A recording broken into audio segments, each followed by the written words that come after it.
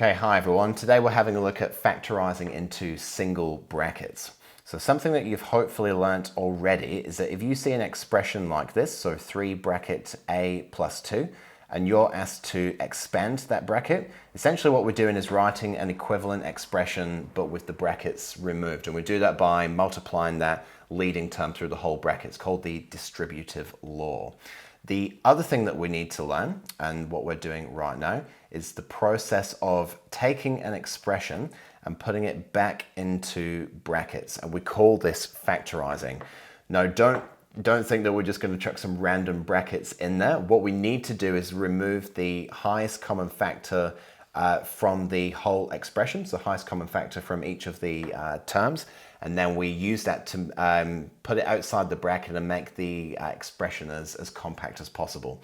So what I'll do first is just show you each of the steps that we need to take. So when we factorize, we need to identify the highest common factor for each of the terms. We need to then place that outside the bracket and then place the appropriate terms that are inside the bracket. Now these will just be a bunch of words at the moment, and I'll show you what this means in practice. So for our first example here, we want to factorize 12a plus 9. So what I'm going to do first for each of these is just write down the terms on the right hand side of my working out paper. And I'll go through each of these steps and you can see how this actually works. So first of all, I've got to identify the highest common factor. So what I'll do to begin with, I'll list all the factor pairs of 12a. So 1 and 12 will fit into 12, 2 and 6 will fit into 12, 3 and 4 will as well. So they're all my pairs. But we also count a, as in 12a, as a factor of 12a, because that variable will fit in very cleanly to 12a, so it is indeed a factor. Then my factor pairs of 9, we've got 1 and 9 and 3 and 3 as well. Okay, the largest number that will fit into both of those ones is 3, because on the right hand side we do have bigger numbers that fit into 12, but they don't also fit into 9. So what I'm going to do is now go to step 2 above. I'm going to place that 3 outside the bracket. Okay, so that part's nice and easy. So I've taken that highest common factor, it's outside the bracket. Now I'm on to the mysterious step 3 of placing the appropriate terms inside the bracket. So what we actually mean by that is when we factorize, we need it to be an equivalent expression. So we need to think about, well, what do I need to put into my bracket here? So for the first example, I had 3 as my highest common factor, but I need to put something in the bracket that when I expand it, I'm going to get the expression 3a plus 6 again. So they have to be equivalent to each other. Now if I go back down here, now I'm thinking, well, what can I multiply 3 by to give me 12a? Well, I can multiply 3 by 4 to give me 12, and I can multiply by 4a to give me 12a. Now what you can use to help you here is go back to your factor pairs just here. So 3 times 4 will give you 12. So wherever your highest common factors come from, you can get what we need for the bracket from that factor pair. That might help you to get this a little easier. And now I need to think, well, what do I multiply 3 by to give me 9? Same deal again, 3 times 3 will give me 9. But now if I think about my factor pairs, I had 3 and 3 together to give me 9. So that's one way you may wish to do it. Sometimes the factor pairs confuse people a little bit, but some people find them really helpful. But either way, you need an equivalent expression to what you have in the question. It just needs to be in brackets. Okay, next one, we're going to do 4b take away 8. So 4b and 8 are my terms for this one. Factors of 4 are 1 and 4 and 2 and 2, and b as well. b is a factor of 4b.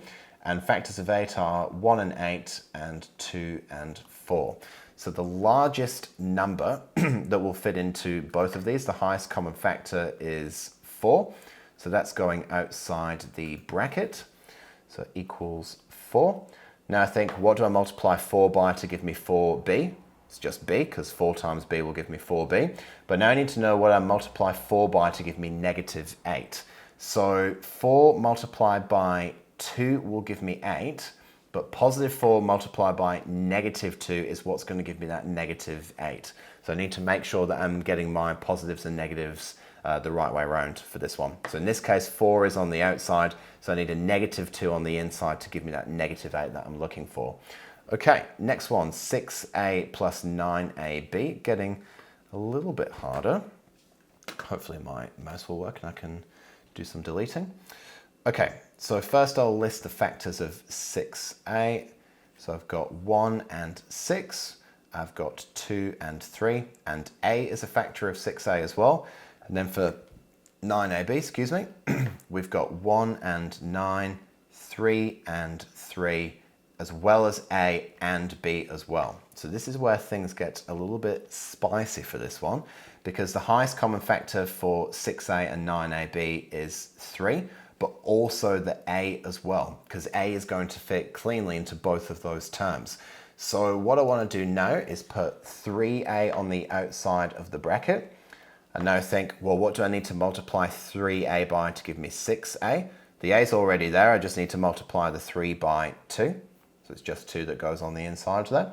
And what do I need to multiply 3a by to give me 9ab? 3 times 3 will give me 9. 3a times 3 will give me 9a. So I just need to multiply by b for that one. So, and if you're ever unsure about your answer for these ones, you can just re-expand the bracket. So 3a multiplied by 2 would give me 6a, so that's right. 3a multiplied by 3b would give me 9ab, which is correct as well. Hooray. All right, and last but not least, we've got 12a squared plus 15a.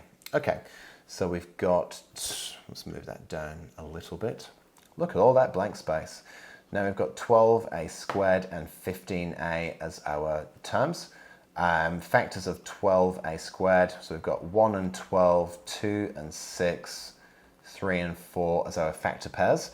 We've also got 2 lots of a in there, so I'm going to put a squared there, because a squared would fit in there. But it's a little bit interesting, I'll show you in a second. 15, we've got 1 and 15 and 3 and 5. We've also got a as well. So this is a little bit interesting. So we've got in terms of the numbers, largest number that's going to fit into both of these is 3. But we can also fit a into both of them, but crucially it's not a squared. Remember that a squared, a to the power 2, is just a multiplied by a. So in terms of it's not really factor pairs, but we can think of one of those a's as being a common factor here, because a will fit into a squared. So what I'm going to do now is put my common factor outside the bracket, which is 3a this time. Inside the bracket, what do I multiply that by to give me 12a squared? 3 times 4 will give me 12, but because I need a to the power 2, I actually need 4a for this one. And again, you can expand this to check your answer. 3 multiplied by 4 is 12, a times a is a squared. And now I need to figure out what I multiply 3a by to give me 15. I just need 3 for this one. Because, no, I just need 5 for this one. Almost. 3a multiplied by 5 will give me 15a. And again, if you want to check your answer, you can just re-multiply. We'll use the sparkle pen because it's the last question. 3a multiplied by 12a, no, it didn't work, that's fine, is 12a squared. 3a multiplied by 5 gives me 15a. So that's one way that you can check your answers. Okay, thanks.